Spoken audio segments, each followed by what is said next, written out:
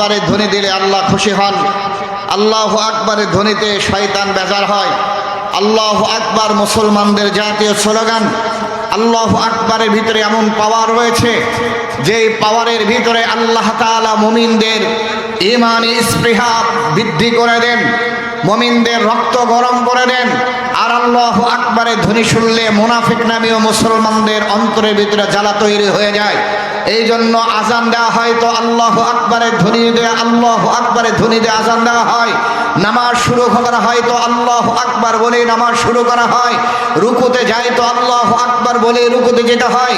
সেজদায় যাই তো আল্লাহু আকবার বলে সেজদায় যায়।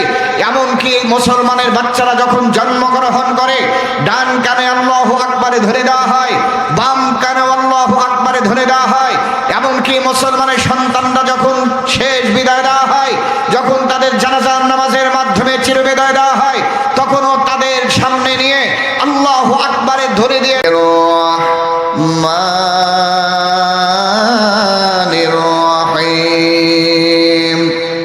لقد سمع الله قول الذين قالوا إن الله فقير ونحن أغنياء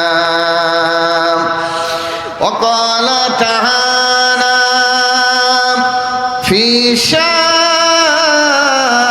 حبيبه ومحبوبه مخبرا وآمرا إن الله وملائكته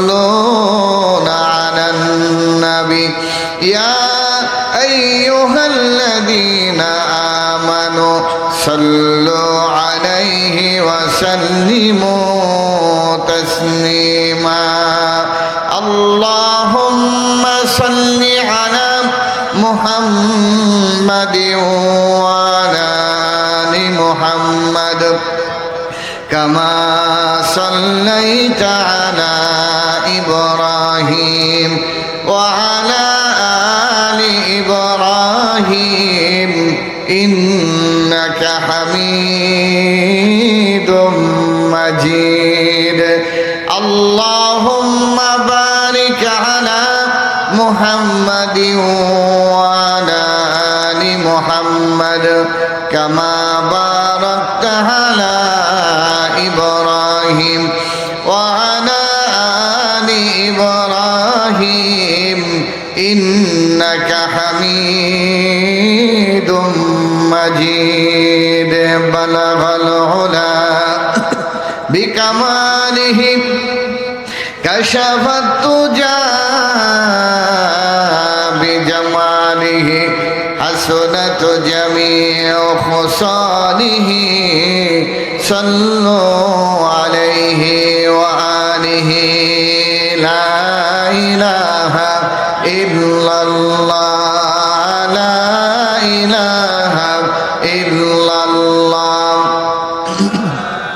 এই একটু বাড়াও মাস্টার বলি আমরা বাড়াই দাও মাস্টার বলি আমরা বাড়াই সবাই মোহাব্বতে জোরে সরে লা ইলাহা ইল্লাল্লাহ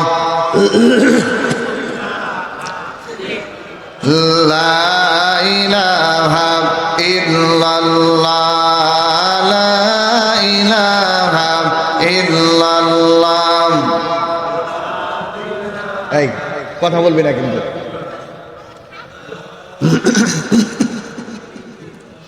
हर के दारात खौफ हक दर दिल मुदाम जन्नतुल मवादिहा दोरा मका मोमिनादिक रे खुदा बिसियारे हो यादे ओ कुन यादे ओ कुन यादे ओ ला इलाहा इल्लल्लाह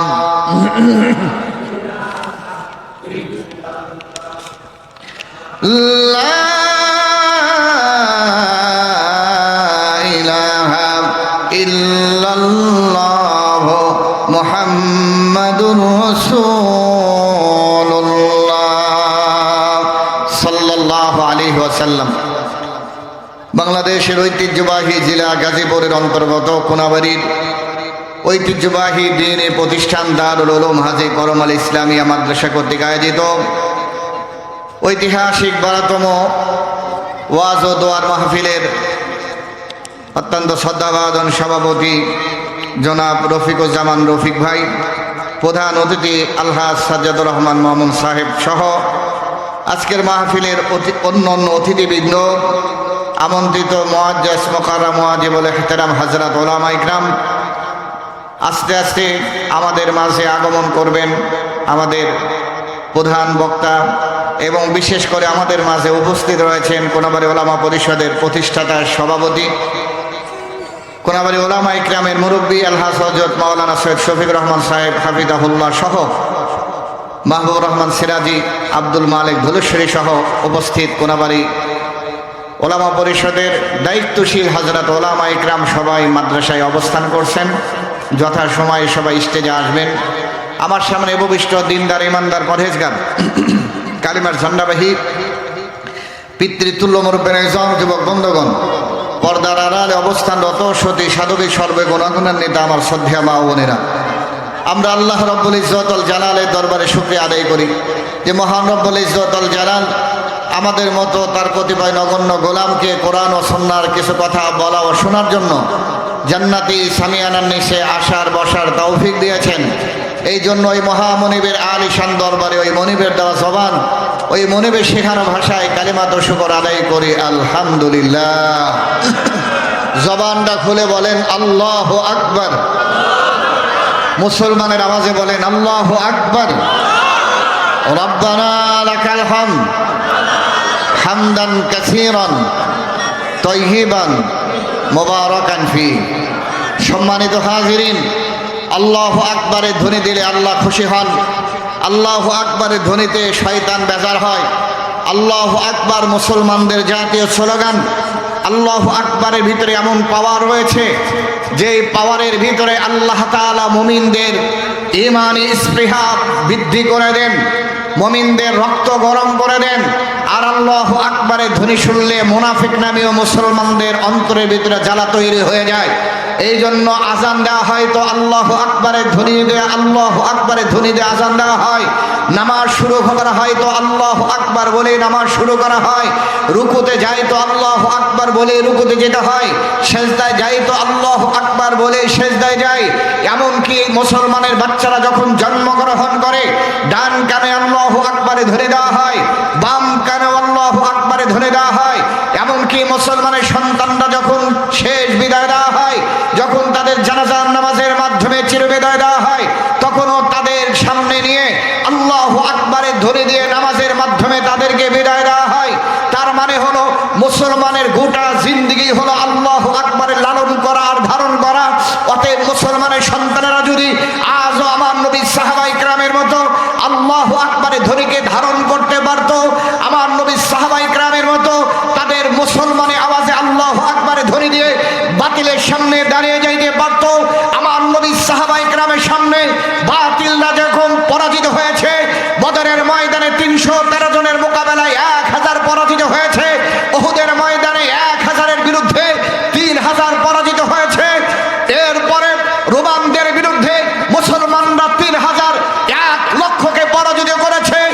আজও যদি মুসলমানের সন্তানেরা সাহাবায়ে কেরামের মতো আল্লাহু আকবার ধারণ করতে পারত, 200 কোটি মুসলমানের সামনে 600 কোটি মানুষেরা বিধর্মীরা পরাজিত হইতে বাধ্য হয়ে যাইত। কথা বলে মুসলমান ঠিক কিনা? অতএব মুসলমানের আল্লাহু আকবার জাতীয় স্লোগান, এই মুসলমানের সাথে এই আল্লাহু আকবারের ধ্বনির সাথে মুসলমানদের ঈমান ওতপ্রোতভাবে জড়িত রয়েছে। অতএব মুসলমানরা যখন আল্লাহু আকবারের ধ্বনি দেয়, মিস্টার ইবলিসের শরীরে অ্যালার্জি শুরু হয়ে যায়। তদনুভাবে আমার আপনার সমাজে ইবলিস মার্কা দু পায়া কিছু মানুষ থাকে, তারাও আল্লাহু আকবারের ধ্বনি বরদাস্ত করতে পারে না। তারাও আল্লাহু আকবারের ধ্বনি শোনার সাথে সাথে তাদের শরীরে অ্যালার্জি শুরু হয়ে যায়। কথা বলো ঠিক কিনা?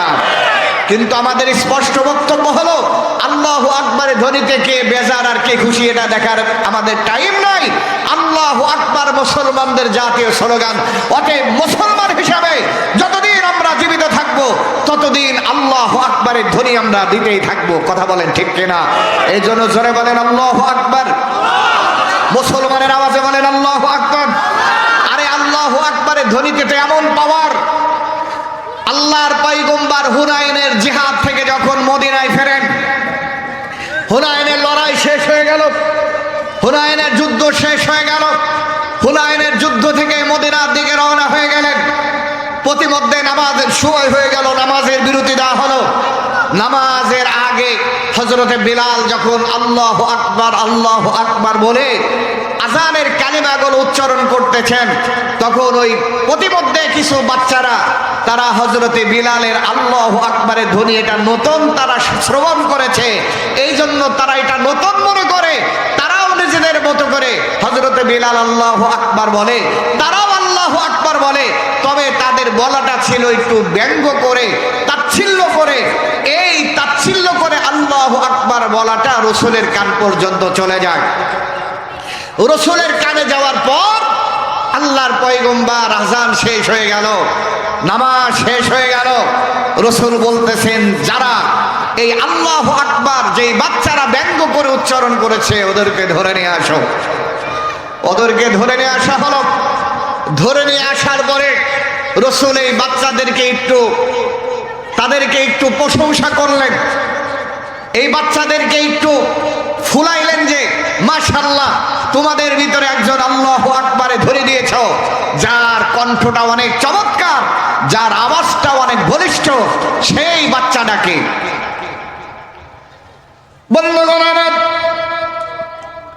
আল্লাহর পয়গম্বরের সাহাবীরা কয়, আল্লাহর পয়গম্বর যখন ওই যুবকদের, ওই বাচ্চাদের, কিশোরদেরকে যখন জিজ্ঞাসা করলেন, তোমাদের মধ্যে এমন একজন আছে চমৎকার করে আমার বিলালের আযানের সাথে তোমরা আযান দিয়েছ, কিন্তু তোমাদের ভাব ভালো ছিল না, মুখে মুখে আল্লাহু আকবার বলেছ, কিন্তু একটু দুষ্টুমি করা তোমাদের নিয়ত ছিল, কিন্তু দুষ্টুমি করে দাও না কেন? তোমাদের আযানের ধ্বনিটা অনেক চমৎকার ছিল, অনেক মজার ছিল। ওই সুন্দর করে যারা আল্লাহু আকবার বলেছ, ওই বাচ্চাটা একটু দাঁড়ায় যাও। এইবার ওই বাচ্চাদের ভিতরে একজনের নাম ছিল হযরতে আবু মাহজুরা। হযরতে আবু মাহজুরা কয়, আমার বন্ধুরা আমার দিকে দেখা যায়, আমার দিকে যখন আমার বন্ধুরা দেখা দেয় তখন আমি অটোমেটিক দাঁড়ায়া যাই। আমি যখন দাঁড়ায়া যাই, পয়গম্বর আমাকে ভৎসনা করে নাই, রাগও করে নাই, বকাও দেয় নাই। আল্লাহর পয়গম্বর নবুয়তি পবিত্র হাত দিয়া, আল্লাহর পয়গম্বর রহমতের হাতটা দিয়া আমারে কাছে টেনে নাই, আমাকে বুকে জড়ায়া নাই, তার পবিত্র রহমতের হাতটা দিয়া আমার চুলের উপর রেখে বলে, আবু মাহজুরা রে, তুমি যেই বিলালের সাথে আযান দিয়েছো ওই কালিমাগুলো তুমি তোমার জবান দিয়ে আবার উচ্চারণ করো। সুবহানাল্লাহ। আবু মাহজুরা বলে, আপনাকেও চিনি না, আর আযান কাকে বলা হয় আযানও তো আমি জানি না। কয় তুমি জানো না? একটু আগে না বলছো? কয় ওইটাকে আযান বলে। তাহলে আপনি আমাকে আবার শিখায়া দেন। আল্লাহর পয়গম্বর আবু মাহজুরা চুলের ভিতরে হাতটা রাখিয়া, মায়ার দয়ার হাতটা রাখিয়া বলতেছে, আবু মাহজুরা বলো আল্লাহু আকবার, আল্লাহু আকবার। আবু মাহজুরাও চমৎকার করে আল্লাহর পয়গম্বরের সাথে আযানের ধরে বলা শুরু করে দেয়। সুবহানাল্লাহ। এরপরে আশহাদু আল্লাহ ইলাহা ইল্লাল্লাহ, আশহাদু আন্না মুহাম্মাদার রাসূলুল্লাহ। এই কালিমাগুলো আসতে বলে, যেহেতু এটা আকীদার সাথে সম্পর্ক, এই কালিমাগুলো আসতে বলে। আল্লাহর পয়গম্বর একটু ধমক দেয়া কয়, জোরে কর। আবু মাহজুরা আবার জোরে কয়, এই যে কালিমার ধ্বনিগুলো খেলনা চলে বলেছিল, কিন্তু আল্লাহর নামটা জবান দেয়া উচ্চারণ করার কারণে এই জবান থেকে আল্লাহু আকবার, আশহাদু আল্লা ইলাহা ইল্লাল্লাহ আশহাদু আন্না মুহাম্মাদার রাসূলুল্লাহ এইটা জবান দিয়া খেলনা চলে, দুষ্টামির ছলে উচ্চারণ করার কারণে, কিন্তু আল্লাহ তাআলা তার অন্তরের ভিতরে এই কালিমাগুলোর মাধ্যমে হিদায়াতের বাতি জ্বালা দিয়েছে। সুবহানাল্লাহ বলো। বন্ধুগণ আমার, হযরতে আবু মাহজুরা বলে, দুনিয়ার মানুষেরা শোনো, আমি এইবার আমার অন্তরের ভিতরে কেমন যেন জ্বালা শুরু হয়ে যায়। কি কালিমা বললাম, এটা এত ভালো লাগে কেন, এত মধু লাগে কেন? এইবার আবু মাহজুরা কয়, পয়গম্বর আপনার একটু পরিচয় দেন। রাসূল তার পরিচয় সাহাবায়ে কেরাম দিয়া দেয়। এইবার আর ধরে রাখতে পারে না, এইবার বলে, পয়গম্বর আর দেরি করবেন না, আমাকে পড়ায় দেন লা ইলাহা ইল্লাল্লাহ মুহাম্মাদুর রাসূলুল্লাহ সাল্লাল্লাহু আলাইহি ওয়াসাল্লাম। দুষ্টুমি করে আল্লাহু আকবার বললেও তার ঈমান নসিব হয়ে যায়, হিদায়াত নসিব হয়ে যায়। আর মুসলমানের বাচ্চারা যদি ইয়াকিন আর বিশ্বাস নিয়ে আল্লাহু আকবার বলে, তাহলে বিশ্ব জয় করতে পারবে, বিশ্ব জয় করতে পারবে। কথা বলো ঠিক কিনা? অতএব আল্লাহু আকবার ধরে মুসলমানের বাচ্চারা, মুসলমানের সন্তানরা রাস্তা বলবে না, জোরে বলবে আল্লাহু আকবার ধরে দিয়া। আমার পয়গম্বরের সাহাবীরা তারা খয়বার বিজয় করেছে, আল্লাহু আকবারের ধ্বনি দিয়া রোমদেরকে পরাজয় করেছে, পরাজিত করেছে। এই জন্য মুসলমানের সন্তানদের কাছে আল্লাহু আকবার বলো, আল্লাহু আকবার বলো। দুনিয়ার সব কিছু তাদের কাছে ছোট, কিন্তু আমরা বাঙালি মুসলমানদের কাছে আমাদের নেতার নাম বড়। আল্লাহু আকবারের নাম ছোট হোক আর বড় হোক, তাদের যায় আর আসে না। কথা বলেন ঠিক কিনা? এই জন্য তো আমরা দেখি, আমার সমাজের ভিতরে নেতার নাম ব্যঙ্গ করলে গ্রেফতার করা হয়, সাথে সাথে বিচার করা হয়। কিন্তু কত পাবলিক দেখলাম আল্লাহর নামের বিরোধিতা করলো, নবীর নাম নিয়ে সিনেমিনি খেললো, ইসলাম নিয়ে কটূক্তি করলো, তাদের গ্রেফতারও দেখি না, বিচারও দেখি না। কথা কও ঠিক কিনা? তার মানে হলো আল্লাহর নামের চাইতে তাদের কাছে তাদের নেতাদের মর্যাদা বেশি। কি বলেন আপনারা? যদি নেতার নাম ব্যঙ্গ করলে গ্রেফতার করা হয়, শাস্তি না হয়, তাহলে কুল কায়নাতের স্রষ্টা রব্বুল আলামিন আল্লাহ রাব্বুল ইজ্জত ওয়াল জালালকে নিয়ে যদি কেউ ব্যঙ্গ করে, তাহলে তো তার ফাঁসি হওয়ার দরকার ছিল, ফাঁসি হওয়ার দরকার ছিল। কথা বলে মুসলমান ঠিক কিনা? আল্লাহর বান্দারা এবার লক্ষ্য করেন, আল্লাহর তাআলার হাবিব এই জন্য তার সাহাবায়ে কেরাম তাদের জান মানে চাইতে আল্লাহর নবীকে বেশি ভালোবাসতেন। তাদের জান যাবে কিন্তু আল্লাহকে হেয় করতে দিবে না, তাদের জান চলে যাবে, রাসূলকে খাটো হইতে দিবে না। ও আল্লাহর বান্দা, আল্লাহর পয়গম্বরের শেষ জামানায় কিছু ভণ্ড নবী তারা বিভিন্ন এলাকায় নবী দাবি করে ফেললো। একজনের নাম ছিল মুসাইলামাতুল কাযযাব, আর একজনের নাম ছিল আসওয়াদে আনাসি, আর একজনের নাম ছিল তুলাইহা। তার মানে পুরুষরাও নবী হওয়ার শখ জাগছিল, আবার কিছু মহিলাদেরও নবী হওয়ার শখ জাগছিল। নাউজুবিল্লাহ কন। একজন ছিল মুসাইলামাতুল কাযযাব, এটা প্রসিদ্ধ একজন ভণ্ড নবী দাবিদার। আর একজন ছিল আসওয়াদে আনাসি। আসওয়াদে আনাসি আল্লাহর পয়গম্বরের জীবদ্দশায় শেষ জামানায় নবী দাবি করে বসলো। আল্লাহর পয়গম্বরের একজন সাহাবীর নাম হযরতে মুসলিম রাদিয়াল্লাহু তাআলা আনহু। হযরতে মুসলিম রাদিয়াল্লাহু তাআলা আনহুকে আসওয়াদে আনাসির এলাকা দিয়া কোথায় যায়, যাবার সময় জানতে পারলো এই মুসলিম তো হলো মুহাম্মদুর রাসূলুল্লাহ সাল্লাল্লাহু আলাইহি ওয়াসাল্লামের অনুসারী, তার উম্মত। একে গ্রেফতার করিয়া আসওয়াদে আনাসির কাছে নিয়ে যাওয়া হলো। আসওয়াদে আনাসির কাছে গিয়া কয়, আসওয়াদ রে, এই যে মুহাম্মাদের অনুসারী একজন মুসলমান গ্রেফতার করা হয়েছে, অতএব এবার সুযোগ এই মুসলমানদের থেকে বদলা নেওয়া, প্রতিশোধ নেওয়া। আসওয়াদে আনাসি বলে, এরে আমার কাছে নিয়ে আসো। আসওয়াদে আনাসির কাছে যখন আমার পয়গম্বর সাহাবী মুসলিম রে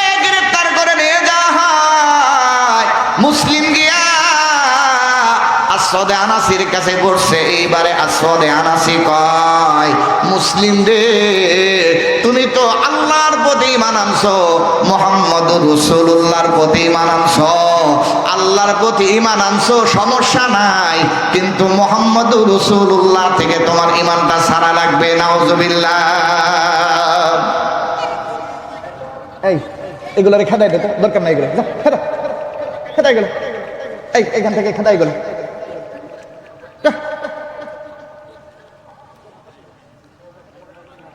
তাহলে মুসলিম, হযরতে মুসলিম নবীজির একজন সাহাবী গ্রেফতার করে আসওয়াদে আনাসি মিথ্যা নবী দাবিদার, বলতেছে আল্লাহর প্রতি ঈমান আনছো, সমস্যা নাই, কিন্তু তোমাকে মুহাম্মদুর রাসূলুল্লাহ থেকে কি ছাড়া লাগবে? ঈমান ছাড়া লাগবে।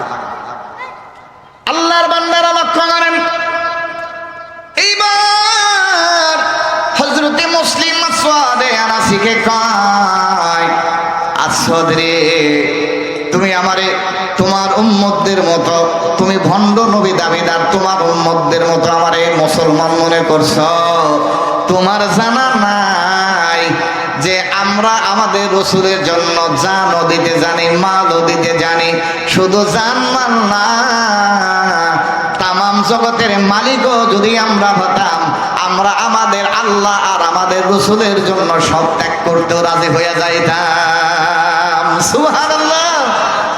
এইবার আসওয়াদে আনাসি কয়, তার মানে কি বুঝাইতে চাও? তুমি রাসূলের প্রতি ঈমান, রাসূল থেকে ঈমান ছাড়বা না, আমার প্রতি ঈমান আনবা না? হযরতে মুসলিম বলে, প্রশ্নই আসে না ম্যাডাম, তোর প্রতি ঈমান আনবো কেন? তুই তো কাযযাব, মিথ্যা নবী দাবিদার, তোর প্রতি ঈমান আনবো কেন? তোর প্রতি ঈমান আনার প্রশ্নই আসে না। এইবার হযরতে মুসলিমকে শাহিস্তা করার জন্য আসওয়াদে আনাসি জল্লাদদেরকে কয়, এই মুসলমান সোজা আঙ্গুল ঘি উঠবে না, একে গ্রেফতার করে নাও, ডেকের ভিতরে তেল দিয়া গরম করতে থাকো, ডেকের ভিতরে লাকড়ি সংগ্রহ করি, তেল যখন গরম করা হয়, ফুটান্ত ওই তেল গরম করা হলো, কোন বর্ণনায় আছে ডাইরেক্ট আগুন দিয়া বিশাল একটা আগুনের পরীক্ষা তৈরি করা হলো, গর্ত খনন করা হলো, ওই গর্তের ভিতরে লাকড়ি দিয়া আগুন প্রজ্বলিত করা হলো। এইবার আসওয়াদে আনাসি কয়, মুসলিম রে, এখনো তোমার সময় আছে, মুহাম্মদুর রাসূলুল্লাহ থেকে ঈমান ছাড়ো, আমার প্রতি ঈমান আনো, অন্যথায় এই যে আগুন দেখো, এই আগুনের গর্তের ভিতরে তোমাকে ফেলে দেওয়া হবে। আল্লাহু আকবার বলেন। হযরতে মুসলিম বললেন, আসওয়াদে আনাসি, তুমি আমারে আগুনের ভয় দেখাও, তুমি কারে আগুনের ভয় দেখাও? আরে আমরা তো আমাদের বাপ দাদা থেকে শিখেছি, আমাদের জাতির পিতা সাইয়্যিদিনা ইব্রাহিম আলাইহিস সালাতু ওয়াস সালামকে আগুনের ভয় দেখিয়ে তাকে আল্লাহ থেকে ঈমান হারা করতে পারে নাই। নমরুদ আমাদের জাতির পিতাকে আগুনে নিক্ষেপ করে দিয়েছে। আমাদের বাবা আল্লাহ থেকে ঈমান ছাড়ে নাই, আমাদের বাপ দাদারা যুগে যুগে তাদের উপর অত্যাচার করা হয়েছে, তারা ঈমান হারা হয় নাই। আর আমি রাসূলুল্লাহর একজন গোলাম হিসাবে তুমি মনে করেছো তোমার আগুনকে ভয় পেয়ে ঈমান হারা হয়ে মারা যাব? প্রশ্নই আসে না। তোমার আগুনকে আমি স্বাগত গ্রহণ করলাম, তোমার আগুনকে আমি গ্রহণ করে নিলাম। তোমার যদি মনে চায় তুমি তোমার আগুনে আমাকে ফেলে দিতে পারো। আল্লাহু আকবার বলো। বন্ধুগণ আমার, এই একটা অবস্থা। আল্লাহ রাব্বুল আলামিন জিবরিল আমিনকে ডাক দিয়া কয়, জিবরিল রে,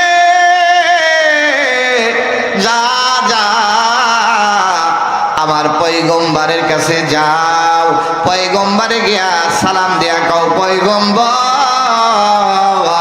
আল্লাহ তাআলা আপনার উম্মতের ভিতরে এমন ব্যক্তি তৈরি করে দিয়েছে যার ভিতরে সাইয়্যিদিনা খলিলুল্লাহর মতো গুণ আল্লাহ দিয়ে দিয়েছে। সুবহানাল্লাহ। কই বুঝলাম না জিবরিল কি বুঝাইতে চাও? কই পয়গম্বর, আসওয়াদে আনাসি আপনার একজন উম্মত সাহাবীকে গ্রেফতার করিয়া আপনার থেকে ঈমান ছাড়ার হুমকি দিয়া তারে আগুনের একটা গর্ত তৈরি করে আগুনের ভিতর ফেলে দেওয়ার হুমকি দিয়া ঈমান হারা করার ষড়যন্ত্র করে, কিন্তু আপনার সাহাবী মুসলিম আপনার থেকে ঈমান ছাড়ে না, আগুনের ভিতরে ঝাঁপ দিতে রাজি হয়ে যায়। এই দৃশ্যটা লাইভ ভিডিওর মাধ্যমে আল্লাহ তাআলা আমাকে দেখানোর জন্য, আপনাকে দেখানোর জন্য আল্লাহ আমাকে পাঠায় দিছে। সুবহানাল্লাহ। এইবার যখন লাইভ ভিডিওর মাধ্যমে আসওয়াদে আনাসির এই কর্মকাণ্ড আর হযরতে মুসলিম গ্রেফতার অবস্থায় আগুনের সামনে দাঁড়ানো, আল্লাহর পয়গম্বর যখন এই দৃশ্য দেখে আর সহ্য করতে পারে না, আল্লাহর পয়গম্বর দুই হাত উঠায়া কয়, মালিক ও দয়ার আল্লাহ,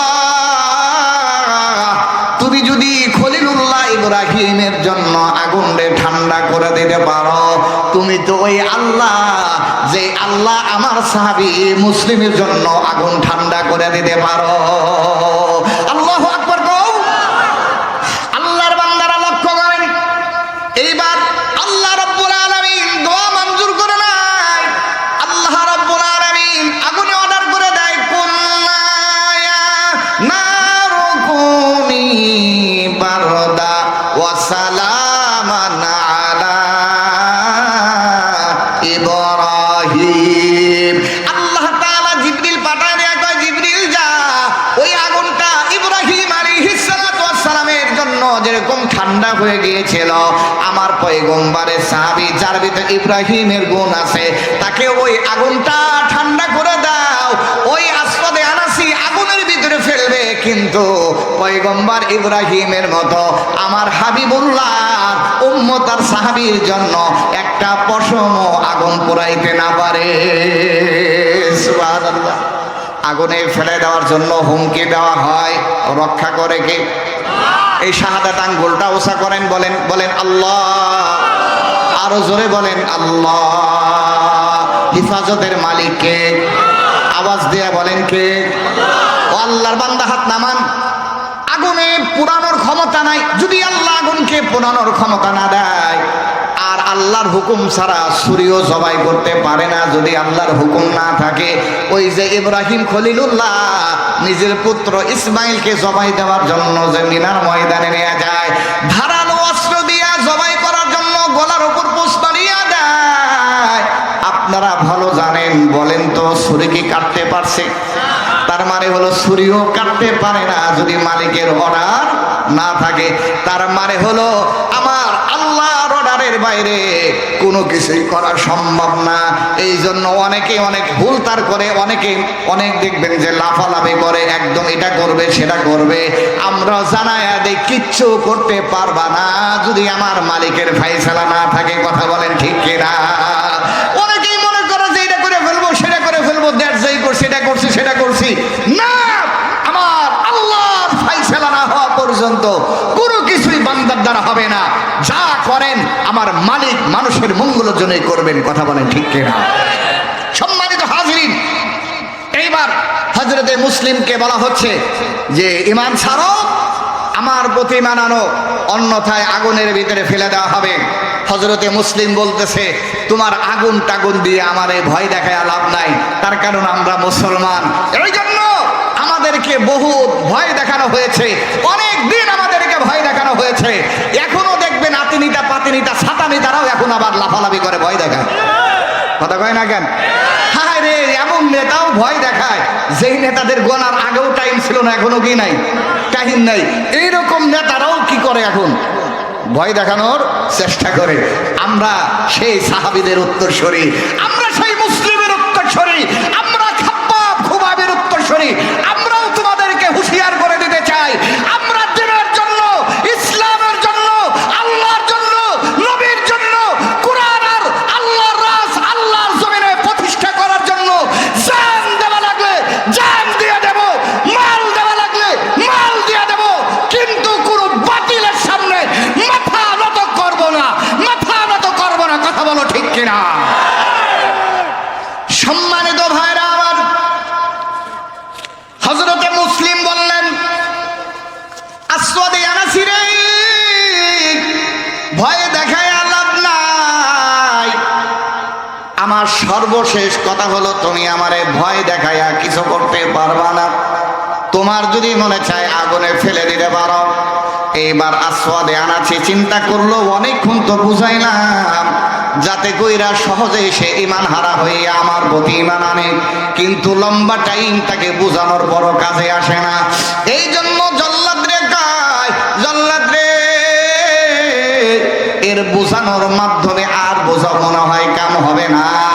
যখন ঈমান ছাড়ে নাই আর দেরি করিস না, জ্বলন্ত আগুনের ভিতরে মুহাম্মদুর রাসূলুল্লাহর অনুসারী সাহাবী মুসলিমকে তোরা আগুনের ভিতরে ফেলে দে। নাউজুবিল্লাহ।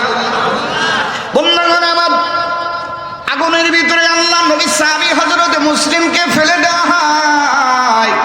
এদিকে আল্লাহ তাআলার অর্ডার আগুন দিয়ে দেওয়া হয়। ও আগুন, আমার খলিলুল্লাহর জন্য যেরকম ঠান্ডা হয়ে গিয়েছিলে, শান্তিদায়ক হয়ে গিয়েছিলে, আমার নবী সাহাবীর জন্য এরকম ঠান্ডাদায়ক আরামদায়ক হয়ে যাইবা। এইবার শত শত মানুষ দেখে মুসলিম একজন আল্লাহর পয়গম্বরের সাহাবী অনুসারীকে আগুনে ফেলে দেওয়া হয়, কিন্তু আগুন তারে জ্বালায় না। আগুনের ভিতরে কেমন যেন সুন্দর, আরো সুন্দর সে আগুনের ভিতরে বসে বৈশা মজা নেয়। সুবহানাল্লাহ। এই দৃশ্যটা দেখার পরে আসওয়াদে আনাসি আরো ক্ষিপ্ত হয়ে যায়, আগুনকে আরো প্রজ্বলিত করে, কিন্তু কোনোভাবে আগুন যখন তাকে পোড়াইতে পারে না, এইবার আগুন নিভে যায়। হযরতে আসওয়াদে আনাসি জীবন্ত অবস্থায় সুস্থ পরীক্ষায় উত্তীর্ণ হয়ে সে আবার মদিনায় আসবে। আমার সাথে মনে হয় দেখা হবে না। তুমি যদি তারে মদিনায় প্রবেশ করতে দেখো, তাহলে আমার সাহাবীদেরকে নিয়ে তাকে স্বাগত জানাইবা। হযরতে আবু বকরের জামানা শুরু হয়ে যায়। হযরতে মুসলিম আসওয়াদে আনাসির এলাকা থেকে মদিনার দিকে রওনা হয়ে যায়। ইতিমধ্যে আল্লাহর পয়গম্বর দুনিয়ার থেকে বিদায় নিয়ে নেয়। হযরতে মুসলিম যখন মদিনার গেটে প্রবেশ করে, হযরতে আবু বকর রাসূলের সাহাবা ইকরামদেরকে নিয়ে স্বাগত জানানোর জন্য সামনে অগ্রসর হয়ে যায়। এইবার হযরতে আবু বকর মুসলিমের ব্যাপারে সাহাবীদেরকে বলে, শোনো, ওই যে আমাদের পিতা ইব্রাহিমের জন্য আগুন যেরকম শান্তিদায়ক হয়ে গিয়েছিল, আমার নবী সাহাবী মুসলিমের জন্য আগুন শান্তিদায়ক হয়ে গিয়েছিল। তার মানে হলো সে আগুনকে বরদাস্ত করে নিয়েছে, আগুনকে স্বাগত জানাইছে, কিন্তু ঈমান হারা হইয়া সে কবরে যাইতে রাজি হয় না। সুবহানাল্লাহ। হযরত আবু বকর হযরতে মুসলিমকে কপালে চুমা দিয়া মদিনার ভিতরে নিয়ে আসে। ও আল্লাহর বান্দা, এই হাদিস শোনানোর দ্বারা উদ্দেশ্য হলো মুসলমানরা কখনো বাতিলের সামনে মাথা নত করে নাই, ভবিষ্যতেও মুসলমানদেরকে ভয় দেখায় লাভ নাই। মুসলমানরা জান দিতে পারে, কিন্তু বাতিলের সামনে কখনো মাথা নত করতে পারবে না। কথা বলেন ঠিক কিনা? অনেকেই আমরা যারা হুজুর, মানুষের সাথে তো আর পারে না, সব আইসা ফেলাই হলো এলাকার গন্ডগোল মসজিদের ভিতরে এসে ফেলবে, এলাকার সমস্যা মাদ্রাসায় নিয়ে ফেলবে। এখন এলাকার তার যে প্রতিপক্ষ, এর সাথে কোলাইতে পারে না। আরে প্রতিপক্ষের সাথে তো দূরের কথা, নিজের বাড়ির বইয়ের সাথেও পারে না। এই মাতবাররা মাঝে মাঝে বইয়ের ঝাঁটার পিটাইও খায়। এই রাগটা এসে সব ফেলায় মসজিদের ইমাম সাহেব, মুয়াজ্জিন সাহেব, খাদেম সাহেব, মাদ্রাসার মুহতামিম, মাদ্রাসার উস্তাদদের উপরে। কথা কয় না কেন? এরকম আছে না? দেখা গেছে বাড়িতে ঝাঁটার পিঠা খাই আইসা এখন মুয়াজ্জিন সাহেব ঝাড়ু দেয় না কে, মসজিদ খোলে না কে, হে চিল্লা পাল্লা শুরু করে দিছে। যে এইরকম আগডুম বাগডুম কাহিনী কইরা এইরকম উলামা ইকরামদেরকে তারা বিভিন্নভাবে ভয় দেখানোর চেষ্টা করে। তো বিষয়টা হলো যে আমরা তো সেই সাহাবের উত্তরসূরি, আমরাও সতর্ক করে দেই, উলামা ইকরামকে অত্যাচার জুলুম নির্যাতন কইরা ওই নমরুদও পার পায় নাই, ফিরাউনও পার পায় নাই, হামান কামান ওরাও পার পায় নাই। ভবিষ্যতে যারা ফিরাউন হবে, ভবিষ্যতে যারা কারণ হবে, ভবিষ্যতে যারা নমরুদ হবে, উলামা ইকরামের সাথে বিয়াদবি করার কারণে তাদেরও ফিরাউনের পরিণত হয়ে যাবে। কথা বলো ঠিক কিনা? সম্মানিত বন্ধুগণ আমার, এই জন্য আমার নবী সাহাবীরা তারা অত্যাচার জুলুম স্বীকার করেছে, কিন্তু কিন্তু আল্লাহ আর রসুল থেকে তারা ঈমান ছাড়ে নাই। আমার পয়গম্বরের আরেকজন সাহাবীর নাম হযরতে খুবাইব রাদিয়াল্লাহু তাআলা। হযরতে খুবাইবকে গ্রেফতার করে নিয়ে আসা হয়। মদিনা থেকে আমার নবীর 10 জন সাহাবীর গ্রেফতার করা হয়। 10 জনের ভিতরে হযরতে আসিম বিন সাবিতও একজন ছিলেন, হযরতে খুবাইবও ছিলেন, হযরতে যায়েদ বিন দাসিনাও ছিলেন। এমনি করে করে বাসা বাসা 10 জনকারী 10 জন হাফেজে কোরআন আল্লাহর পয়গম্বরের সাহাবীদেরকে ধোঁকা দিয়া মক্কার মুশরিকরা ধোঁকা দিয়া মদিনা থেকে নিয়ে আসে। বলছে ধোঁকা দিয়া আমরা কোরআন শিখবো, মুসলমান হয়েছি, কারি নাই, হাফেজ নাই, আমাদেরকে কিছু হাফেজ দেন, আমাদেরকে কিছু কারি দেন। আল্লাহর পয়গম্বর ধোঁকায় পইরা 10 জন কারি দিয়া দেয়। এই 10 জন কারি আর হাফেজ কোরআন ওই ভণ্ডরা পাওয়ার পর ওই খাওলা নামীয় মহিলা তার প্রস্তাবে সুফিয়ান বিন খালেদ তার সৈন্যবাহিনী দিয়া মুসলমানদেরকে নিয়ে আসিয়া মক্কার পাশাপাশি যখন চলে আসলো, এমন জায়গায় আল্লাহ নবী সাহাবীদেরকে চতুর্দিক দিয়া গ্রেফতার করে ফেলা হয়। চতুর্দিক দিয়া গ্রেফতার করিয়া আল্লাহ নবী সাহাবীদেরকে প্রস্তাব দেয়, এইবার তোমরা ঈমান ছাড়ো, অন্যথায় তোমাদেরকে শহীদ করে দেওয়া হবে। আল্লাহ নবী সাহাবীরা কয়, ও মক্কার মুশরিকরা, তোমরা আমাদেরকে ধোঁকা দিয়ে আনছো, প্রতারণা করছো, এইবার তোমরা প্রস্তাব যা দিছো, আমরা তো আল্লাহর পয়গম্বরের অনুসারী, আমরা তো আল্লাহর নবী সাহাবী, আমরা তোমাদের ঈমান দিতে পারবো না, বেশি থেকে বেশি তোমরা আমাদের জানটা নিয়ে নিতে পারবা। 10 জন সাহাবী তারা তাদের ঈমান হারার প্রস্তাবে রাজি হয় না। এইবার 200 জন কাফের যুবকরা 200 জন চতুর্পাশ দিয়া পয়গম্বরের সাহাবীদেরকে গ্রেফতার করে ফেলল। 200 জন কাফের সৈন্যবাহিনী তারা অস্ত্র শস্ত্র নিয়ে আল্লাহর পয়গম্বরের সাহাবীদের উপর আক্রমণ শুরু করে দেয়। আল্লাহর পয়গম্বরের সাহাবী হযরতে আসিম বিন সাবিত বলে, আমার সাথীরা সিলিন্ডার যদি করি তাহলে ওরা গ্রেফতার কইরা আমাদেরকে অত্যাচার করবে, জুলুম করবে, আর যদি সিলিন্ডার না কইরা ওদের প্রতিরোধ করি তাহলে হয়তো বিজয় হইলে গাজী হব, আর যদি মারা যাই তাহলে শহীদ হয়ে যাব। আল্লাহর কাছে গাজীর দামও কম না, শহীদের দামও কম না। এমন একটা বক্তব্য দেওয়ার পরে আমার নবী সাহাবীরা ওই মক্কা 200 বেঈমানদের সামনে মাথা নত না করিয়া আল্লাহ আর তার রসুলের পক্ষে লড়াই করার জন্য প্রস্তুত হয়ে যায়। আমার নবী সাহাবী হলো 10 জন আর মক্কার বেঈমান যুবক হলো 200 জন। কতজন? 200। আর নবী সাহাবী কতজন? 10 জন। এখন আপনারাই বলেন, এই 10 জন কি অস্ত্র শস্ত্র 200-র মোকাবেলা করা সম্ভব? সম্ভব ছিল না। আর আমার নবী সাহাবীরা তো কোনো ধরনের প্রস্তুতি নিয়ে আসে নাই যে লড়াই করা লাগবে, জিহাদ করা লাগবে, এরকম কোনো প্রস্তুতি নিয়ে আগমন করে সাদামাটা ভাবে আসছে, কোরআন শিক্ষা দেওয়ার জন্য আসছে। কিন্তু প্রতিমধ্যে তারা আপনার এই প্রতারণার শিকার হয়ে গেল। এখন লড়াইয়ের সামনে তারা যুদ্ধের মোকাবেলায় তারা উপস্থিত হয়ে গেল। আল্লাহ নবী সাহাবীরা বলতেছেন, আমরা তোদের সাথে মাথা নত করব না, ঈমান হারা হব না, তোদের সাথে লড়াই করে যদি জান চলে যায় জান দিয়ে দেব, এরপরও তোদের মতো কাফেরদের সামনে আমরা মাথা নত করতে পারবো না। আল্লাহু আকবার বলেন। এটা ছিল আমার নবী সাহাবীদের শিক্ষা। আমার নবী সাহাবীরা বাতিলের সামনে কখনো মাথা নত করে নাই, কোন পরশক্তির সামনে অন্যায় প্রস্তাব গ্রহণ করে কখনো মাথা নত করে নাই। এই জন্য আমার বন্ধুগণ, আমার নবী সাহাবীদের শিক্ষা হলো এইটা যে উম্মতরা, তোমরা তোমাদের জান মালের হুমকি আসবে, কিন্তু এরপর কোনো পরাশক্তি বাতিল যারা কোরআন সুন্নাহ বিশ্বাস করে না, যারা কোরআন সুন্নাহর উপর চলে না, এদের সামনে তোমাদের মাথা নত করার কোনো প্রশ্ন আসে?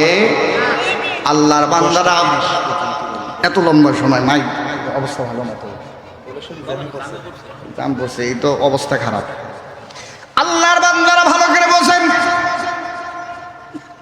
খুব লক্ষ্য করেন। এইবার আল্লাহর পয়গম্বরের সাহাবীরা হযরতে আসিম বিন সাবিত রাদিয়াল্লাহু তাআলা আনহু ছিলেন আমির। হযরতে আসিম বিন সাবিত রাদিয়াল্লাহু তাআলা আনহু বলতেছে, ও মক্কার মুশরিকরা, কাফেররা, শোনো, আমরা তোমাদের উপর আক্রমণ আগে করব না। তোমরা যদি আমাদের উপর আক্রমণ করো তাহলে আমরা প্রতিহত করব। এইবার আল্লাহর পয়গম্বর সাহাবীদেরকে আক্রমণ করার জন্য, শহীদ করার জন্য মক্কার মুশরিকরা আমার পয়গম্বর সাহাবীদের দিকে তীর মারা শুরু করে দেয়, বল্লম নিজা নিক্ষেপ করা শুরু করে দেয়। ও আল্লাহর বান্দা শোনো, এলাকার মা শোনো, আমার নবী সাহাবীরা দিনের জন্য, ইসলামের জন্য কি পরিমাণ ত্যাগ স্বীকার করেছে, কষ্ট স্বীকার করেছে। আর মা, তোমার সন্তানরে তুমি ভোরবেলা নামাজে উঠাইতে পারো না। ও বাবা, তোমার কন্যাটারে তুমি ভোরবেলা নামাজে উঠাইতে পারো না। অথচ আমার পয়গম্বররা দিনের জন্য, ইসলামের জন্য কি পরিমাণ ত্যাগ আর কষ্ট স্বীকার করে। এইবার হযরতে আসিম কয়, ও নবী সাহাবীরা, ওরা যখন আমাদের উপর আক্রমণ শুরু করে দেয়, আমাদের আর বসে থাকার সময় নাই। আমাদের যার যার কাছে যা আছে তোমরা ওদের উপর আক্রমণ শুরু করে দাও। এইবার দুই দল পরস্পর যখন তীর আদান প্রদান শুরু হয়ে গেল, এইবার যখন লড়াই শুরু হয়ে গেল, পর্যায়ক্রমে আমার নবী সাহাবীরা একজন একজন করে শহীদ হওয়া শুরু করে দিল। ও আল্লাহর বান্দা, আমার নবী সাহাবীদের হাতে তীর তরবারি তেমন নাই, আর 200 জনের হাতে তীর তরবারি ধনুকের অভাব ছিল না। আমার নবী সাহাবীদেরকে ওরা নির্মমভাবে কোরআন শিক্ষা দেওয়ার কথা বলিয়া আইনা ধোঁকা দিয়া ওরা শহীদ করে দেয়। এইবার আমার নবী সাহাবীরা একজন একজন করে শহীদ হইতে থাকে। এমনি করে করে 6 জন যখন শহীদ হয়ে গেল, সর্বশেষ হযরতে আসিম বিন সাবিত রাদিয়াল্লাহু তাআলা আনহু আমির, উনি যখন শহীদ হয়ে যায়, উনি শহীদ হয়ে যাওয়ার পর কয়, আল্লাহ, আমি শুনেছি আমার মাথার খুলিটা দিয়া, বাটিটা দিয়া খাওলা নামীয় মহিলা মদ পান করবে গো আল্লাহ। আমি শহীদ হয়ে যাব, সমস্যা নাই, কিন্তু আমার ইন্তেকালের পরে, শাহাদাতের পরে আমার লাশটার হেফাজতের জিম্মাদারে তুমি আল্লাহ হয়ে যাও। আল্লাহু আকবার। এই আসিম বিন সাবিত রাদিয়াল্লাহু তাআলা আনহু এই খাওলা নামীয় মহিলার 2 জন সন্তানকে বদরে সাইজ করছে, বদরে পাইছে। এই খাওলা নামীয় মহিলার 2 জন সন্তান আপনার ওই বদরে গিয়েছিল আবু সুফিয়ানের পক্ষে, আবু জেহেলের পক্ষে।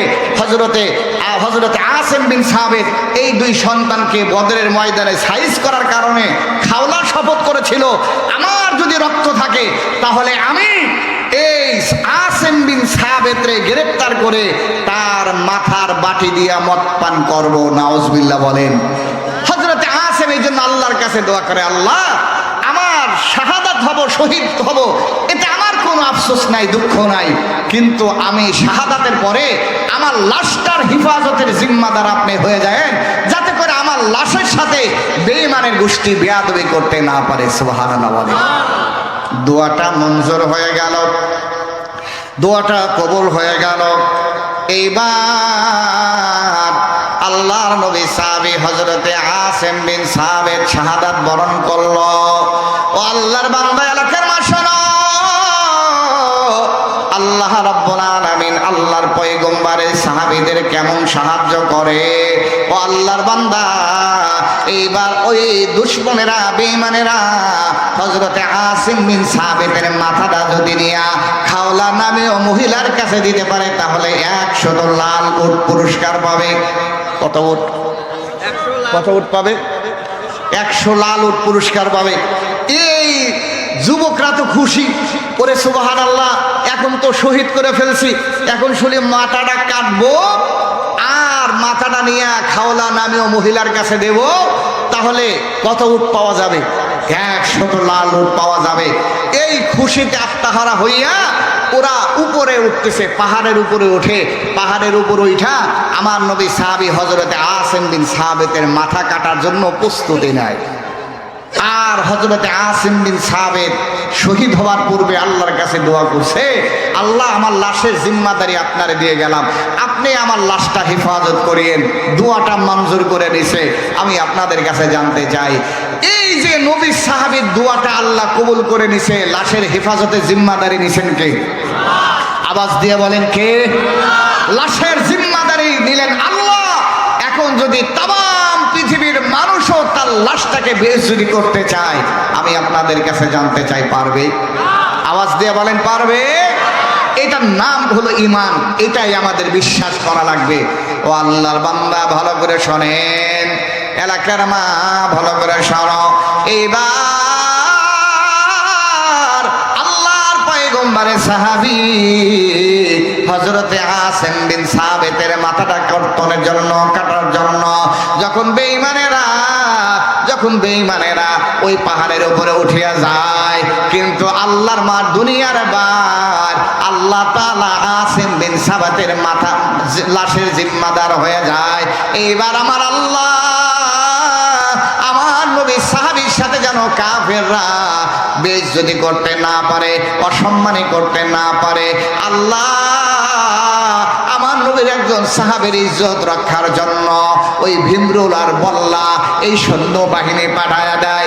পুরা পাহাড় আমার আল্লাহর কুদরতি ভীমরুল আর বল্লা দিয়া পুরা পাহাড়টা ঘেরাও করে ফেলল। সুবহানাল্লাহ। ও আল্লাহর বান্দা, এটা কোনো কিচ্ছা না, কোনো গল্প না, এটা বুখারীর ঘটনা। বুখারীর হাদিসের ভিতরে এসেছে, আমার নবী সাহাবীর লাশের পাহারাদার এখন বল্লার ভীমরুল। যখনই ওই মুশরিকদের যুবকেরা সুফিয়ান বিন খালেদের লালিত গুন্ডা বাহিনী আমার পয়গম্বরে সাহাবীর লাশটার সাথে বেইজ্জতি করার জন্য অগ্রসর হয়, তখন আমার আল্লাহর বল্লা আর ভীমরুল গিয়ে আক্রমণ করে।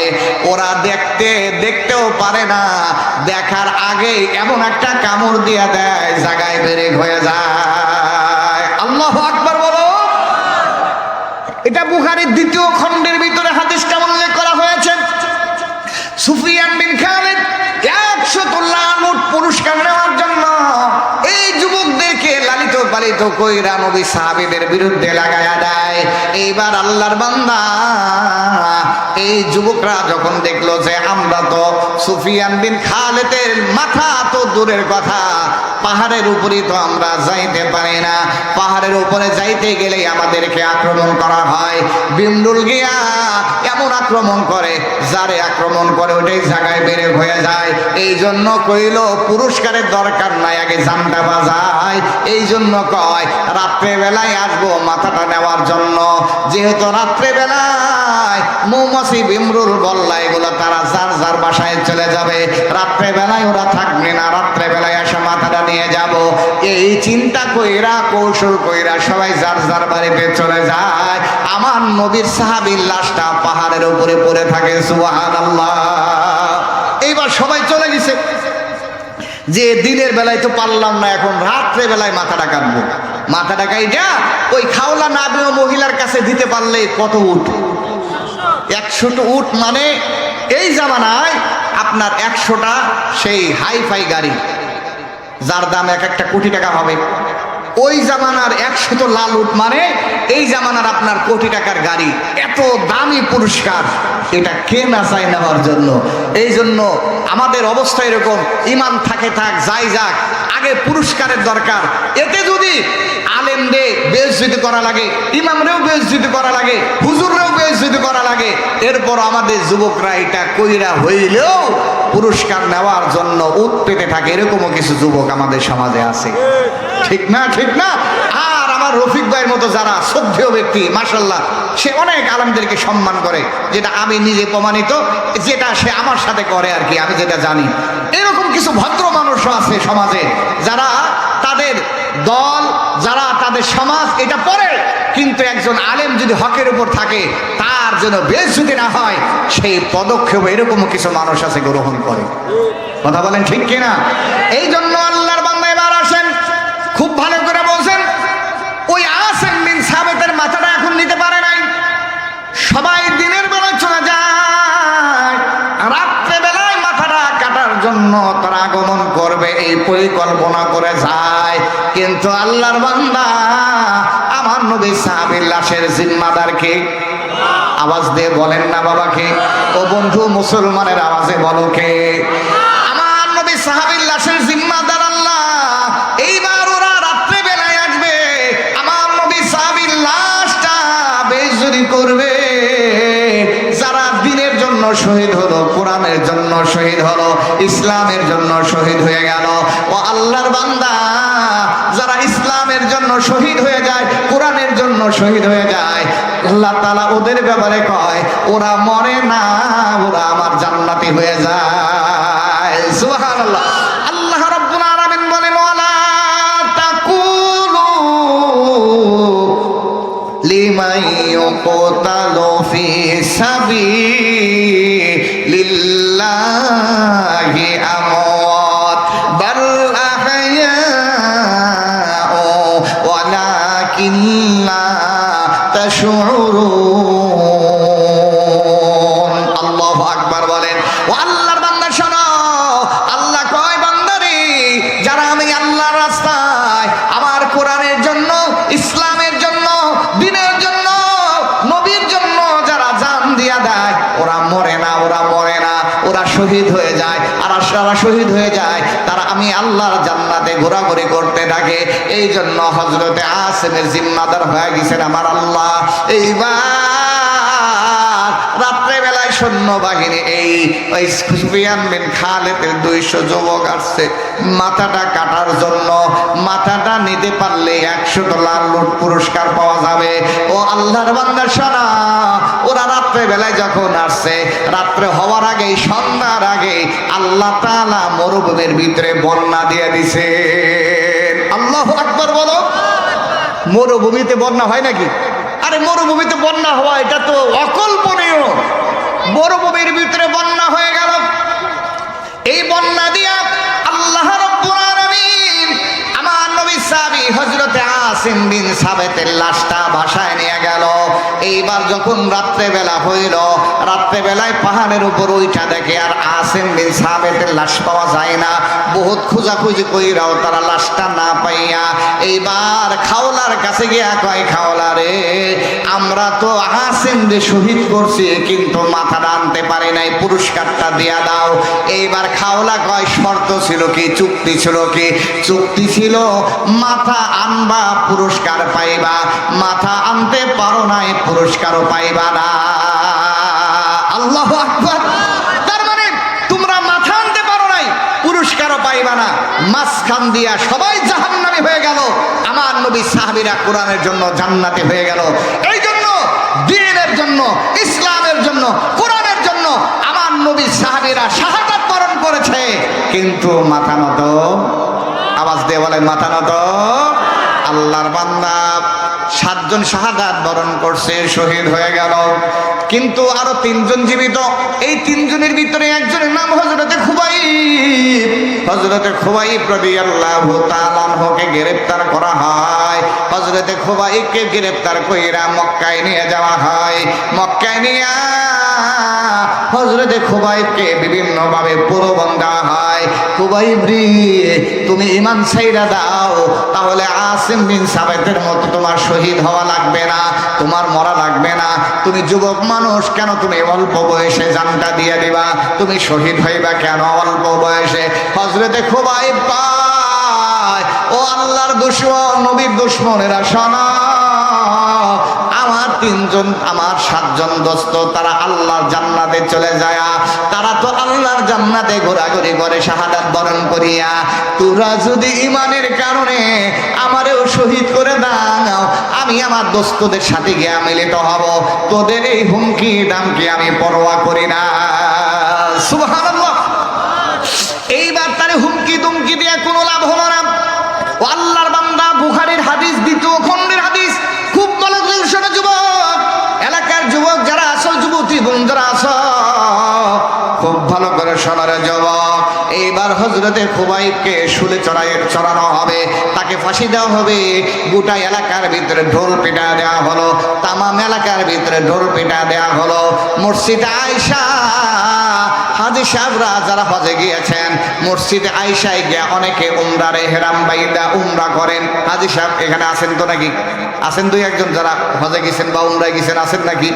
যে হাজী সাহেব যারা, তারা উমরার জন্য ওই মসজিদে আয়েশা থেকে আপনার ইহরাম বাঁধার আগে ওইখানে মাওজায়ে তানঈম নামক জায়গার ভিতরে শুলে চড়াবে, ফাঁসি দিবে। গোটা মক্কা নগরীতে ঢোল পিটা দেওয়া হলো। ঢোল পিটায়া দেয়, নবীর একজন সাহাবীরে ফাঁসি দেওয়া হবে। সবাই তামাশা করে, সবাই হাসাহাসি করে। নবীর একজন সাহাবীর সাথে বেইজ্জতি করা হবে, তাকে শুলে চড়ানো হবে। এই জন্য অনেক মানুষ জমা হয়ে যায়।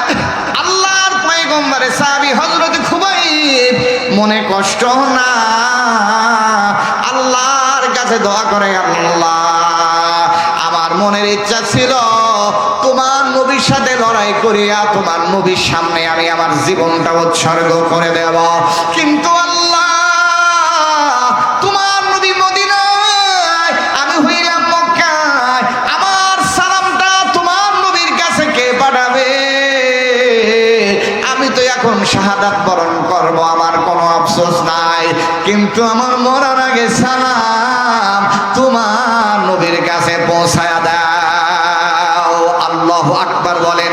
বুখারীর ভিতরে উল্লেখ করা হয়, ইমাম বুখারী লিখেছেন হযরতে খুবাইব রাদিয়াল্লাহু তাআলা আনহু এই যে সালামটা দিয়েছে, আল্লাহ তাআলা জিবরিল দিয়া আল্লাহর পয়গম্বরের কাছে সালামটা পৌঁছায়া দিয়েছেন। সুবহানাল্লাহ।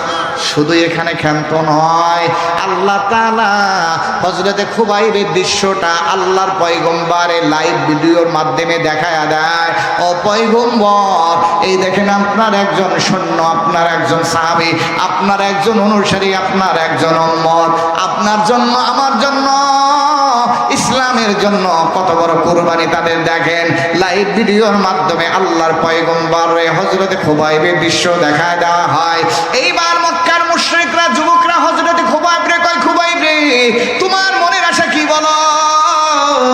বলতেছে আমার মনের আশা তোদের বইলা লাভ হবে না, তবে এতটুকু বলবো আমার একটু ওজোর পানি দাও, 2 রাকাত নামাজের টাইম দাও। এইবার হযরতে খুবাইব রে ওজোর পানি দেওয়া হলো, 2 রাকাত নামাজ পড়ার সুযোগ দেওয়া হলো।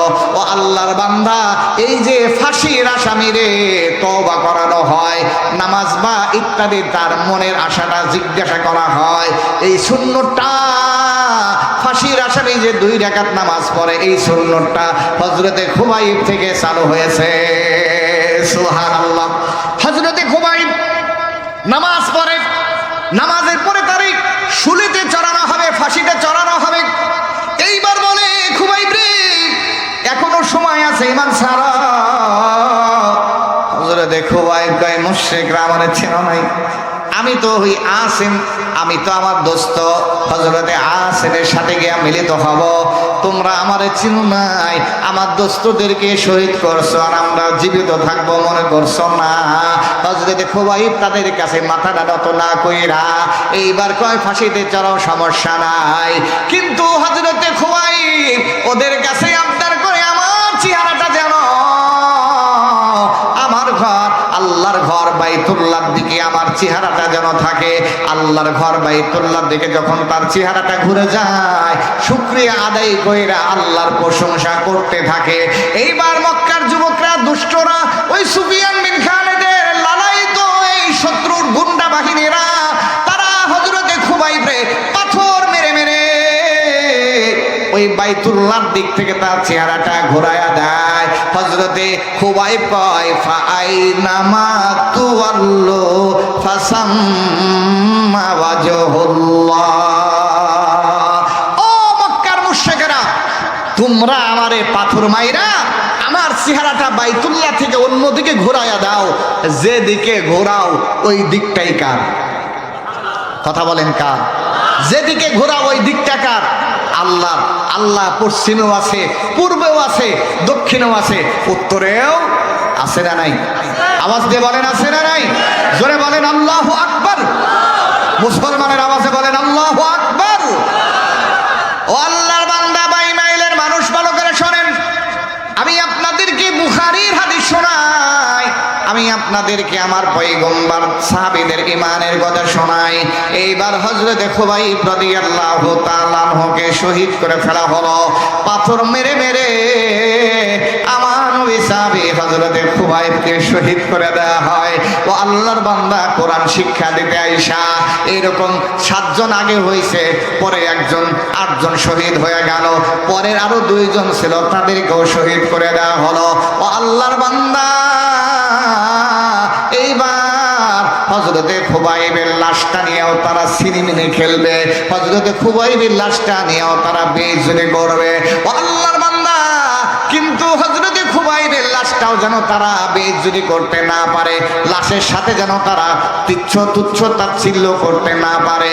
এই জন্য আল্লাহ রাব্বুল আলামিন হযরতে খুবাইবের লাশটাও পাহারা দেওয়ার ব্যবস্থা করে দেয়। সুবহানাল্লাহ। এমনি কইরা কইরা 1 দিন না 2 দিন না, হযরতে খুবাইবের লাশটা ওই ফাঁসির কাস্টে, ফাঁসির রশিতে 40 দিন ছিল। কয়দিন? আওয়াজ দিয়ে বলেন কয়দিন? এই 40 দিন পাহারা দিয়েছেন কে? আওয়াজ দিয়ে বলেন কে? আওয়াজ দিয়ে বলেন কে? আল্লাহ তাআলা 40 দিন পাহারা দেয়। 40 দিন পাহারা দিয়া হযরতে খুবাইবের লাশটা আল্লাহ হেফাজতে করেন। এইবার আল্লাহর পয়গম্বর তার সাহাবীদেরকে কয়, সাহাবীরা রে, আমার খুবাইব 40টা দিন হয়ে যায় ওই ফাঁসির কাষ্টের ভিতরে জ্বলে, রশিতে জ্বলে, ওই খুবাইবের লাশটা নিয়ে একটু দাফন করার ব্যবস্থা করে দাও। আমার নবীর 2 জন সাহাবী রাজি হয়ে যায়, হযরতে জুবাইর ইবনুল আওয়াম, হযরতে মিকদাদ ইবনে আসওয়াদ রাদিয়াল্লাহু তাআলা আনহুমা। তারা মদিনা থেকে রওনা দিয়া মক্কা নগরীতে আসছে, কিন্তু চতুর্দিকে বেঈমানের গোষ্ঠী পাহারা দিয়ে রাখছে যাতে করে খুবাইবের লাশটা কেউ না নিতে পারে। কিন্তু আমার আল্লাহর মার দুনিয়ার বার, যখন রাত্র হয়ে যায় আল্লাহ তাআলা মুশরিকদের সমস্ত সৈন্যবাহিনীর ঘুম দিয়া দেয়, সবাই ঘুমায় গেছে। এইবার 2 জন সাহাবী আসছে মদিনা থেকে, একজনের নাম হযরতে জুবাইর ইবনুল আওয়াম, আরেকজনের নাম হযরতে মিকদাদ ইবনে আসওয়াদ রাদিয়াল্লাহু তাআলা আনহুমা। এই 2 জন আয়েশা সুযোগ খুঁজতেছে কোন সময় আমার ভাই একজন নবীর সাহাবী যে বাতিলের সামনে মাথা নত করে নাই, ওই সুফিয়ান বিন খালিদের সৈন্যবাহিনীর সামনে সারেন্ডার করে নাই, কোরআন শিক্ষা দিতে এসে ইসলামের জন্য জান দিয়ে দিয়েছে, তার লাশটা কখন নিয়ে দাফন করানো যায় এই সুযোগের সন্ধানে আছে। দেখা গেল সন্ধ্যা হয়ে গেল, রাত্র হয়ে গেল, রাত্রে বেলায় যখন সবাই ঘুমিয়ে পড়ছে, দেখলো যে এই টাইমটা গনিমত মনে করা হলো। গনিমতের সময় মনে করে হযরতে খুবাইবের লাশটা খুইলা নবীর 2 জন সাহাবী ওই পাহাড় থেকে নাইমা এবার মদিনার দিকে যাত্রা শুরু করে দিয়েছে। জোরে কন্যা সুবহানাল্লাহ, আরো জোরে বলেন না সুবহানাল্লাহ। ও ভাই মাইলের যুবকরা শোনো, তোমরা যুবক, আমার নবী সাহাবীও যুবক, সেদরের যুবক শোনো। ও ভাই মাইলের এলাকার বাবারা শোনেন, মারা শোনেন রে বাবা, আমার নবী সাহাবী হযরতে খুবাইবের লাশ যখন আমার নবীর 2 জন সাহাবী নিয়ে যায়, এইবার যখন সকাল হয়ে যায় বেঈমানদের যুবকদের ঘুম ভেঙে যায়। ঘুম ভাঙার সাথে সাথে দেখে, হায় আফসোস, ওই খুবাইবের লাশটা তো শুলিতে দেখা যায় না, আমাদের অবস্থাটাও 12টা বাজায় দেওয়া হবে। এই জন্য তারা আবার চতুর্দিকে দৌড়াদৌড়ি কইরা চতুর্দিকে তারা খোঁজাখুঁজি শুরু করে দেয়। কেমনে আমরা এতগুলো মানুষ থাকার পরেও খুবাইবের লাশটা এখান থেকে কারা নিয়ে গেল টের পাইলাম না, আমাদের বেতন বন্ধ হয়ে যাবে, ভাতা বন্ধ হয়ে যাবে, সুযোগ সুবিধা বন্ধ হয়ে যাবে। এই জন্য তারা সবাই ছোটাছুটি কইরা দৌড়াদৌড়ি কইরা খুবাইবের লাশটা উদ্ধার করার জন্য পেরেশানিতে পড়ে যায়। পেরেশানির ভিতরে যাইতে যাইতে দূর থেকে এই যুবকরা, মক্কার যুবকেরা, দুষ্ট ছেলেরা দেখলো যে কে যেন, কারা যেন খুবাইবের লাশটা নিয়ে মদিনার দিকে রওনা হয়ে গেছে, যাত্রা শুরু করে দিয়েছে। যখন মক্কার দুষ্ট যুবকেরা হযরতে মিকদাদ আর জুবাইর ইবনুল আওয়ামের পাশে চলে আসছে, কাছে চলে আসছে, এইবার হযরতে জুবাইর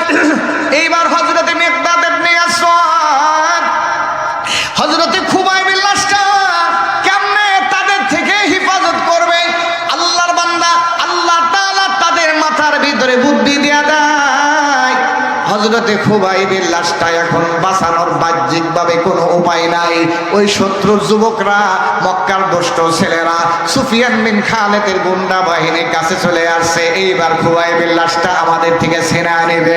কিন্তু আল্লাহর বান্দা, আল্লাহ যদি কারো ইজ্জত দেয় দুনিয়ার সবাই মিলে বেইজ্জতি করতে, আওয়াজ দেয়া বলেন, আল্লাহ যদি কারো বেইজ্জতি করে দুনিয়ার সমস্ত মানুষ তার ইজ্জত দিতে পারে। আওয়াজ দিয়ে বলেন, যদি কারো ইজ্জত দেয় তাহলে দুনিয়ার সব মানুষ বেইজ্জতি করতে পারবে না। আর যদি কারো আল্লাহ বেইজ্জতি করে দুনিয়ার সমস্ত মানুষ তাকে সম্মান দিতে পারবে না। এইবার হযরতে খুবাইবের লাশটা দুইজন সাহাবী মাটির উপরে শোয়া দেয়, জমিনের উপর শোয়া দেয়া কয়, আল্লাহ আপনার একজন গোলাম কোরআনের জন্য, ইসলামের জন্য শাহাদাত বরণ করলো। লাশটা হেফাজতের জন্য আমরা দীর্ঘ 40 দিন মেহনত কইরা লাশটা খুইলা মদিনায় নিয়ে যাইতেছিলাম। হযরতে জুবাইর কয়, হযরতে মিকদাদ বলে 40 দিন পর্যন্ত লাশটা শুলিতে চলা, লাশটা ওই ফাঁসির রশিতে লটকানো। কিন্তু আমরা 40 দিন পরে গিয়া যখন লাশটা নামাইছি, মনে হইছে 40 দিনের লাশ না, কেবল মনে হয় কেবল মাত্র হযরতে খুবাইবকে শহীদ করা হয়েছে। সুবহানাল্লাহ, মনে হইতেছিল এখনো তার শরীর দিয়ে রক্ত বের হইতেছে। এটা আমার আল্লাহ তার গোলাম যে কোরআনের জন্য জীবন দিয়েছে, তার সম্মান দুনিয়াতে দিয়েছে। সুবহানাল্লাহ বলেন। এইবার যখন আল্লাহর বান্দা শোনেন, বুখারী শরীফের শেষ একদম হাদিসের লাশ পর্যায়ে আসছে, লক্ষ্য করেন এই যে হযরতে জুবাইর আর মিকদাদ রাদিয়াল্লাহু তাআলা আনহুমা হযরতে খুবাইবের লাশটা জমিনে শোয়ায় দেয়। এইবার দোয়া করে, আল্লাহ আমরা আমাদের জিম্মাদারি পালন করছি, এখন বাকিটা আপনার গোলামের হেফাজতের জিম্মাদার আপনি।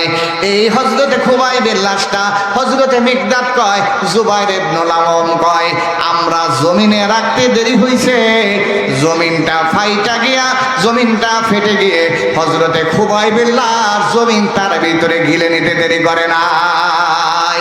আল্লাহু আকবার, জোরে জোরে মুসলমানের আওয়াজে আল্লাহু আকবার।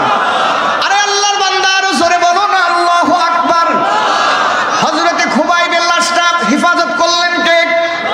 আওয়াজ দিয়ে বলতে হবে কে? হযরতে খুবাইবের লাশটা হেফাজত করলেন আল্লাহ। এইবার মক্কার মুশরিকরা, যুবকেরা এই দুইজন সাহাবীর দিকে অগ্রসর হয়, কয় তোমরা লাশটা আনছো, লাশটা দরকার, তোমাদের দরকার নাই। কয় লাশটা কি হয়েছে বলতে পারবো না। কয় লাশটা তো তোমাদের কান্দে দেখলাম, কই গেল? কয় লাশটা আমরা জমিনে রাখছি, এই জমিনের কাছে জিজ্ঞাসা করো। এইবার ওরা জমিন খুঁড়তে শুরু করে দেয়। জমিন যতই খনন করে আল্লাহর পয়গম্বরের সাহাবীর লাশ খুঁজে ওরা পায় না। সুবহানাল্লাহ। হেফাজত করছেন কে? আওয়াজ দিয়ে বলতে হবে কে? অতএব ও আল্লাহর বান্দা, যুবকেরা, ও এলাকার মা, এলাকার বোন, ও এলাকার ভাই, বাবা ভালো করে শোনো। হকের উপর যদি থাকা যায়, ইসলামের উপর যদি থাকা যায়, কোরআনের উপর যদি থাকা যায়, ও আল্লাহর বান্দা, সততার পক্ষে যদি থাকা যায়, দুনিয়ার সমস্ত মানুষ তোমার শত্রু হোক না কেন, আমার আল্লাহ তোমার বন্ধু হয়ে যাবে। দুনিয়ার সমস্ত মানুষ তোমার বেইজ্জতি করতে চাক না কেন, আমার আল্লাহ তোমার সম্মান বাড়িয়ে দিবে। অতএব যারা সততার উপরে থাকবে, ন্যায়ের পক্ষে থাকবে, সামান্য সময় তাদের উপর আপদ আসবে, বিপদ আসবে, দিন শেষে আল্লাহ সততাপূর্ণ ন্যায় হকের পক্ষে যারা থাকবে তাদের বিজয়ের মালা আল্লাহ গলায় দিয়ে দিবে। সুবহানাল্লাহ। ও আল্লাহর বান্দা, তাহলে এই জন্য আমি বলতেছিলাম, আমার নবী সাহাবীরা ইসলামের জন্য, দ্বীনের জন্য, কোরআনের জন্য তারা নিজেদের জীবনটা দিয়ে দিয়েছে, কিন্তু তারা এই বাতিলের সামনে, বেঈমানের সামনে, কাফেরের সামনে মাথা নত করে নাই। ও আল্লাহর বান্দা, এইবার হযরতে জুবাইর আর মিকদাদ ইবনুল আওয়াম, মিকদাদ ইবনে আসওয়াদ বলে, মক্কার যুবকরা শোনো, তোমরা লাশ দিতে আইছো, কিন্তু লাশটা তো দিতে পারবো না। এখন তোমরা যদি আমার সাথে, আমাদের সাথে মোকাবেলা করতে চাও, তাহলে আসো। আমি জুবাইর ইবনুল আওয়াম আর এ হলো মিকদাদ ইবনে আসওয়াদ, দুইজনই আমরা প্রচন্ড বীর বাহাদুর, আমরা তীর দিয়া, নিজা বললাম দিয়া লড়াই করতে পারবো।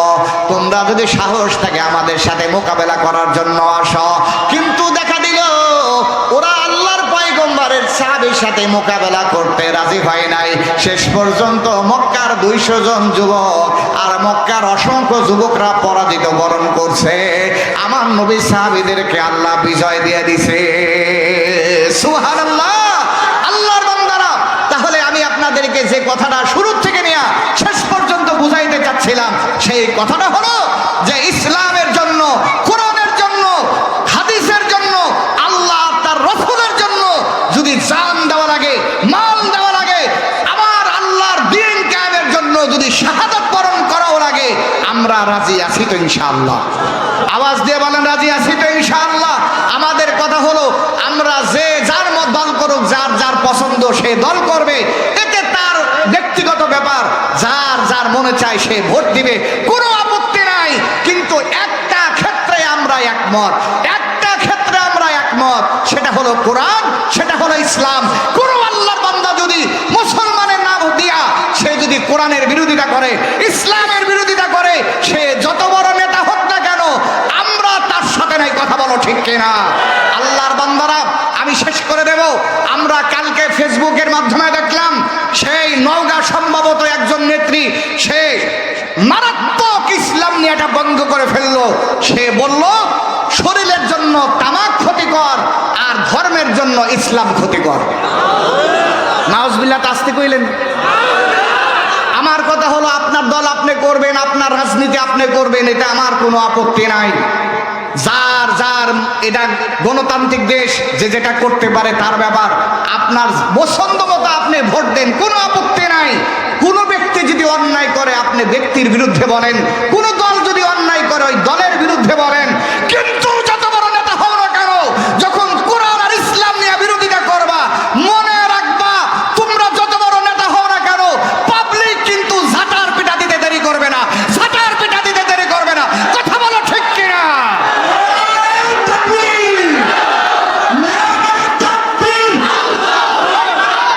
সম্মানিত হাজিরিন, আমি শেষ করে দিচ্ছি। আমি সেই মহিলা নেত্রীকে বলবো, এখনো তোমার সুযোগ আছে, তওবা করো।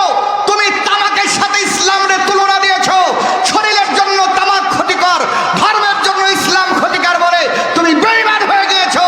আরো যদি তুমি ইসলাম নিয়ে বাড়াবাড়ি করো, তাহলে নওগাঁর তাওহীদি জনতারা জেগে উঠবে, কোনাবাড়ি সহ তামাম বাংলাদেশের মুসলমানরা জেগে উঠবে। তখন কিন্তু পালানোরও জায়গা পাইবা না, পালানোরও জায়গা পাইবা না। কথা বলো ঠিক কিনা? এই জন্য এখনো সময় আছে, তোমাদেরকে তওবা করার সুযোগ দেওয়া হলো। তওবা করে ইসলাম নিয়ে কোনো কটূক্তি, কোরআন নিয়ে কোনো কটূক্তি, আল্লাহ নিয়ে, রাসূল নিয়ে কোনো কটূক্তি, মুসলমানরা আমরা জানতে চাই, আমাদের শেষ রক্তবিন্দু থাকা অবস্থায়ও বরদাস্ত করব না, করব না, করব না। ঠিক কিনা? আওয়াজ দিয়ে বলে ঠিক কিনা? আল্লাহ আমাদেরকে বোঝার, আমল করার তৌফিক দান করেন। আলহামদুলিল্লাহ, আমাদের মেহমান চলে আসছে। হে ছোট ভাই, মাশাআল্লাহ।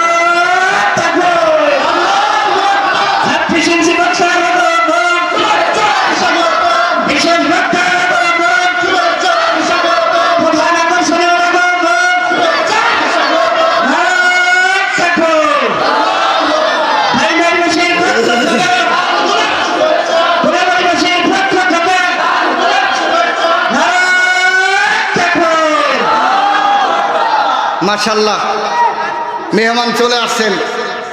এই দেখেন, ছোট্ট মানুষ, দেখতে ছোট্ট কিন্তু অনেক বড়, আলেমে দ্বীন, কোরআনের তাফসীর কারক। এরা লেখাপড়া করছে। আর কিছু আছে কানা ল্যাংড়া খোরা, আজকে আমি জুমায় বলছিলাম, কানা ল্যাংড়া খোরা এগুলোর বয়ান শুনবেন না যদি আলেম না হয়। কিন্তু এরা আলেম, লেখাপড়া করছে, বিবারিয়াতে লেখাপড়া করছে, এদের আলোচনা শুনবেন, সমস্যা নাই। তার কারণ কানা ল্যাংড়া খোরা হইলেই যে বড় বক্তা হয়ে যাবে, বিষয়টা তো এরকম না। এই জন্য আমরা কোরআনের কথা শুনবো, হাদিসের কথা শুনবো। পর্যায়ক্রমে আমাদের মেহমানরা আসবেন, আমাদের অতিথিরা আসেন। বিশেষ করে আমাদের ওলামা পরিষদের প্রতিষ্ঠাতা সভাপতি সৈয়দ শফিকুর রহমান সাহেব হুজুর আসছেন, আমাদের বীর মুক্তিযোদ্ধা দেওয়ান মোহাম্মদ আফাজউদ্দিন, আমাদের এই বাইমাইলের গর্ব, যিনি এই মাদ্রাসার অনুপ্রেরণায়, যিনি তার অনেক সম্পদ, দামি সম্পদের উপর মাদ্রাসা তৈরি করেছেন। আমাদের সবার প্রিয় আমাদের রফিকুজ্জামান রফিক ভাই, অত্যন্ত আমার মহব্বতের মানুষ, উনি আমাদের